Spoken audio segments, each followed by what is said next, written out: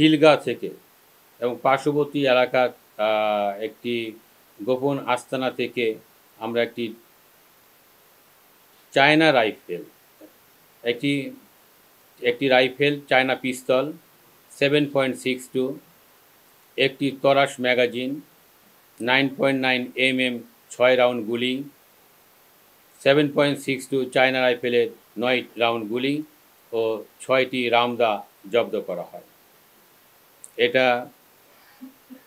এই যে আমাদের যে অস্ত্র উদ্ধার এবং জনগণের প্রতি যারা এই সমস্ত ব্যবহার করত, আমরা মনে করি যেটা আমাদের একটা সফল অভিযানে পরিণত হয়েছে।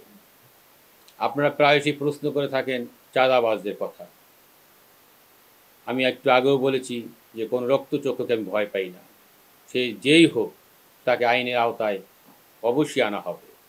আমরা গতকাল রাতে যাত্রাবাড়ি থেকে 5 জন এবং ধানমন্ডি হাজারীবাগ থেকে 1 জন, মোট 6 জন চাঁদাবাজকে আমরা গ্রেপ্তার করতে সক্ষম হয়েছি এবং এরা পেশাদার চাঁদাবাজ এবং আমাদের কাছে কুখ্যাত চাঁদাবাজ হিসাবে পরিচিতি হিসাবে লাভ করেছে।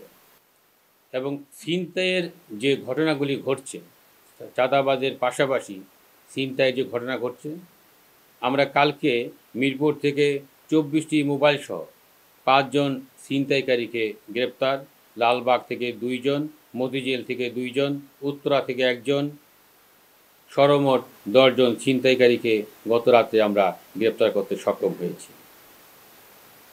এবং পাশাপাশি আমাদের শুধু অভিযান এক বেলা নয়, আমাদের 24 ঘন্টায় আমাদের অভিযান অব্যাহত রয়েছে। দিনে রাত্রে সবসময় আমাদের গোয়েন্দারা কাজ করে যাচ্ছে। বিভিন্ন জায়গায় আমাদের গোয়েন্দারা কাজ করে যাচ্ছে, সেখানে চাঁদাবাজ হোক, ছিনতাইকারী হোক, যেই হোক, আইনের আওতায় তাকে আসতেই হবে। অবৈধ কোনো কাজ করলে তাকে আইনের আওতায় অবশ্যই আসতে হবে। আপনাদেরকে ইতিমধ্যে মাদক সম্পর্কে জ্ঞাত করা হয়েছে। তারপরেও আমরা যে মাদকের যে চোরাচালান হচ্ছে, আমরা যেখানেই সংবাদ পাই সেই তথ্যের ভিত্তিতে আমরা মাদক উদ্ধার করতে চেষ্টা করি। তারই ধারাবাহিকতায় গতকালকে প্রায় 100 কেজির উপর গাঁজা আমরা উদ্ধার করেছি এবং 2 জন আসামি এবং একটি কাভার্ড ভ্যানকে আমরা আটক করেছি।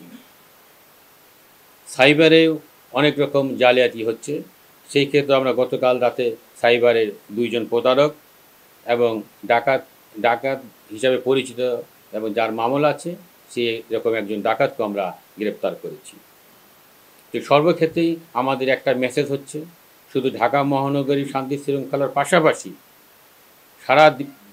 সারা বাংলাদেশে আমরা চেষ্টা করে যাব শান্তি শৃঙ্খলা রক্ষার জন্য, বর্তমান সরকারকে সহায়তা করার জন্য, সরকারের নির্দেশাবলী পালন করার জন্য। আমাদের স্বরাষ্ট্র উপদেষ্টা মহোদয়, আমাদের মাননীয় প্রধান উপদেষ্টা মহোদয়ের সহকারী খুদাবক চৌধুরী স্যারের নির্দেশ, আইজিপি স্যারের নির্দেশ এবং সর্বোপরি আমাদের অভিভাবক ডিএমপির কমিশনার স্যারের নির্দেশ মোতাবেক আমরা কাজ করে যাচ্ছি। প্রতিনিয়তই আমরা আপনাদের সহযোগিতা প্রত্যাশা করছি।